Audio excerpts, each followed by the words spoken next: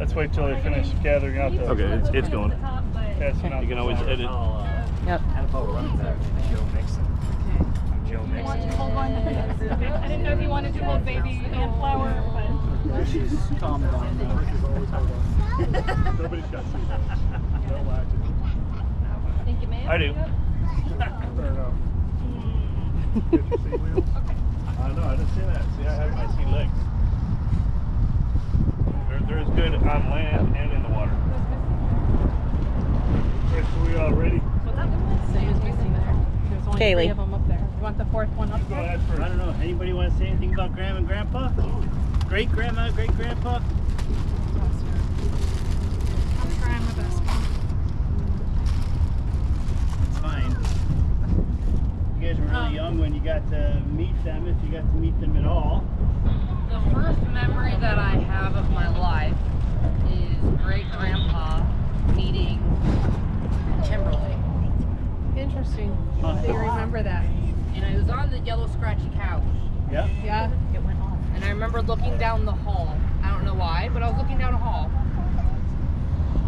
I remember just going down to the city all the time with I'm Grandma throwing to these see in there. Grandma and Grandpa, and we would pick them up and drive them down to Chinatown, and he'd tell us where we were going, kind of, sort of, but he was always quiet. Grandpa was always really quiet, and then Grandma would just talk and talk and talk and talk, and then, but he would just kind of put his head down, put his hands behind his back, and he would just go, and he would just walk, and we would all just follow.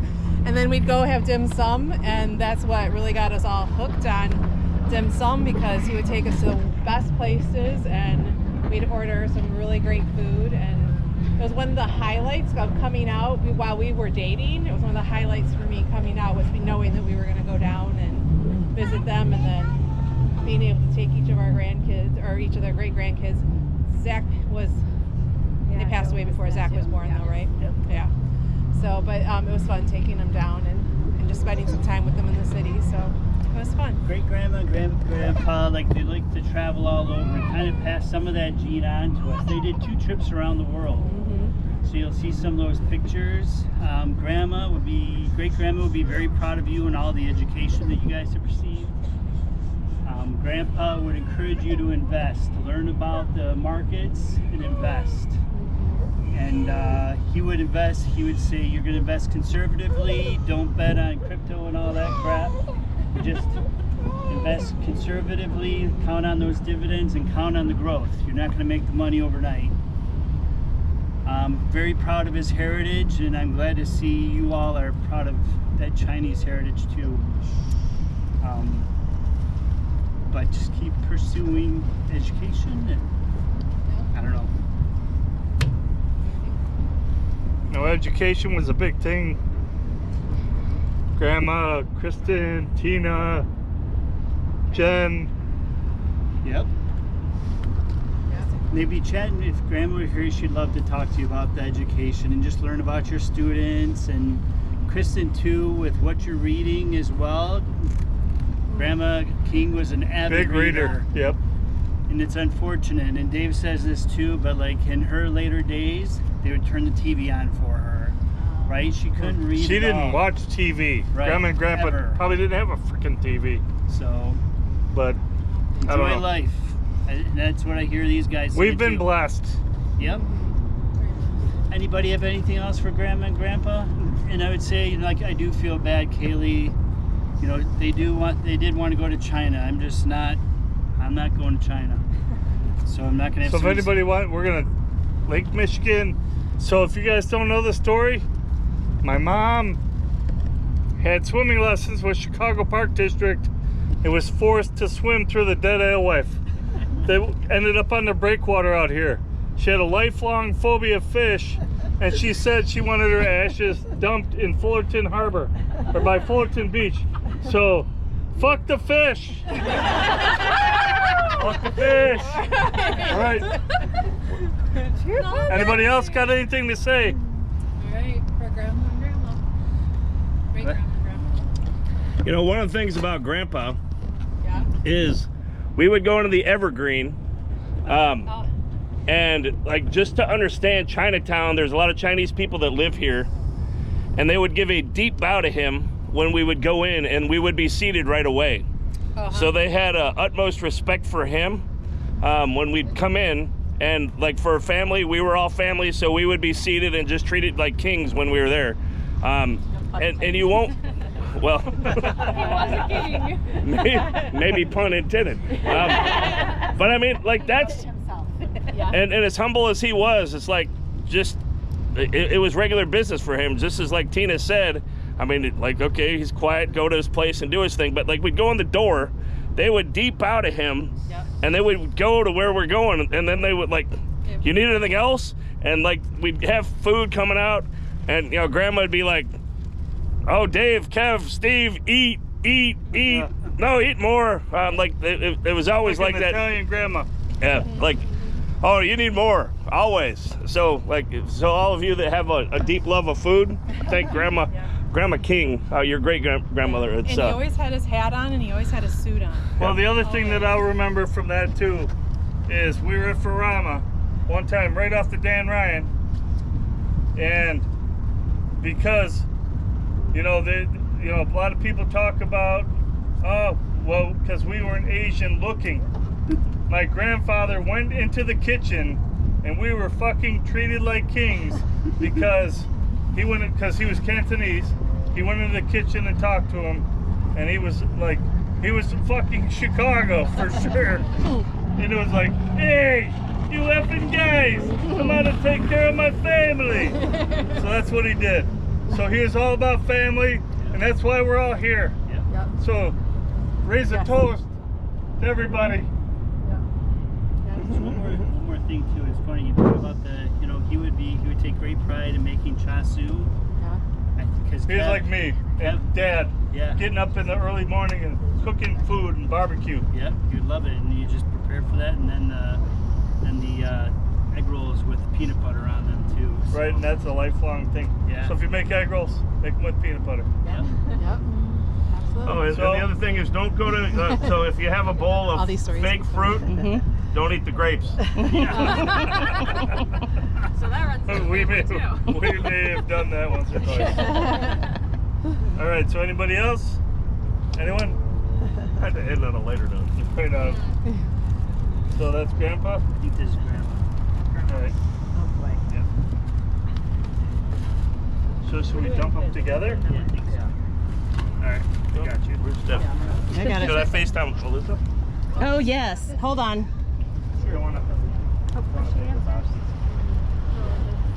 What do they have?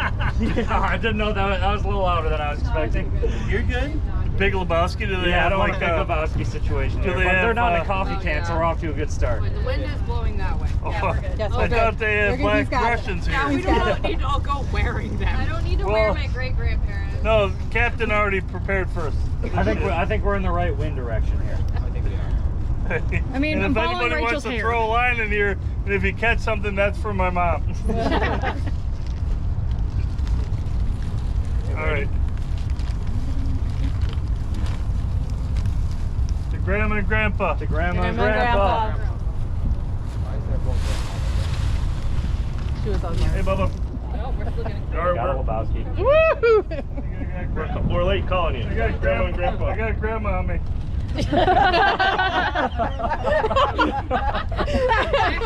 Sorry, we called you late. You're covered. Lebowski. Got a bit of a Lebowski situation. The dude abides.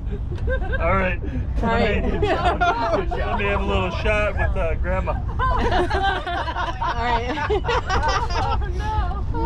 Okay. It's not a salt rim, Hey, Dave. they knew we needed a laugh. We don't laugh when Wait, we're here's crying. Mom. At least I will. Wait, why don't we do Dad? And then we'll do Mom last. You're gonna do that? Here, Kev, hold on to that. The coin at least. I can do Dad. The wind stopped blowing, so. I already done did Mom. Oh, thank you. All right, so Steve. my dad, Thank you. as Kristen probably remembers, like we weren't thinking when we were little kids, not even little kids, so like, I'm dating Kristen, she comes over to our house, And I'm like, if you want something to drink, just go in the garage and grab something out of the fridge. I wasn't thinking there was a fucking dead deer hanging. So she goes out there. Luckily, her dad was from Minnesota, so everything worked out. We've been married for 30 years, but here we are. Hang on to that, brother. So, Yeah. Then, one of the first times that Tina came out, Dad went all out. He got the boat out, put it on the back of the pickup truck, took Tina out fishing. sorry Steve was for the at work. swearing, kids. I don't think they mind. So then Tina caught her first fish, and as you guys know, Kristen knows, my dad would be out cutting wood every weekend, and he would just blow the pants out, just wear them out. He would.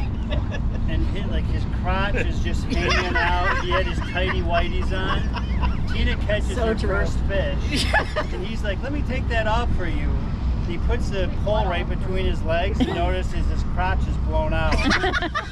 They're stuck on the boat for a little bit. So that was her first. My introduction to Mike Orr. It was wonderful. But honestly, through the years though, he was my number 1 go-to for anything that went wrong with one of our animals. If I was ever stuck, I knew I could always count on him. And remember one time I accidentally caught our cat in the dryer? Yes. Oh yeah. And I called, Mike, help me! I can't get the cat. I got the cat out of the dryer. I think I killed it. And so he ran right over. 2 seconds. He came right over and he helped me and helped take care of the cat and stuff. So I could always count on him. And the for cat anything. lived. And he did. It did. Just had a weird tail. Yeah. Well, the thing that I always remember is, like, my friends would call me saying, hey, I got even like Kristen's brother called up and said, hey, I got an issue with the Remington 35. I go, just call my parents' house. My mom or dad can answer, and they'll be fine. Mm-hmm. And like, you know, like nobody thought, like my mom from Chicago, out in the boondocks in Dundee, Carpentersville, would ever know anything about guns. My mom figured it all out as the problem solver she was. Yeah. And that's what came, like, my mom, she was one of the fucking gun-toting liberals in Chicago, Illinois. I was reflecting on Dad though, and She wasn't a life member like the rest of us. just but, how proud Dad would be of grandchildren. oh my God. Yeah.